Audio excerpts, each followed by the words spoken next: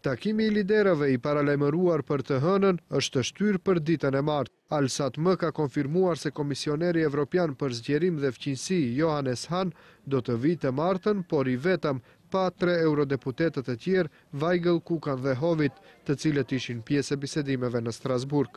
Gjithashtu do të ndryshojë edhe vendi i mbajtjes së takimit dhe kësaj radhe do të zhvillohet në rezidencën e ambasadorit të BE-s. Nga BDI-a konfirmuan pjesëmarrjen e Ahmetit, duke lënë të kuptohet që bisedimet do të mbahen në format të njëjtë, përfshirë edhe pjesëmarrjen e Thaqit. Jo zyrtarisht, mësohet se ardha e Hanit do të thellohet në bisedimet në përmbajtje të pikave kontestuese mes pushtetit dhe opozitës. Ky përforcim diplomatik vjen pas dështimit të 3 takimeve në Shkup dhe atij në Strasburg, ku liderët e partive në pushtet dhe opozit nuk arritën dot të merreshin vesh as për kornizën dhe formatin e bisedimeve.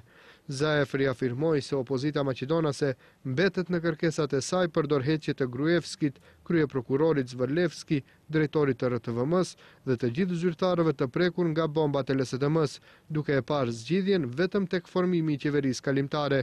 Gruevski mësohet se shprehet i gatshëm për të biseduar për shumë çështje, por jo atë për dorëheqjen e tij.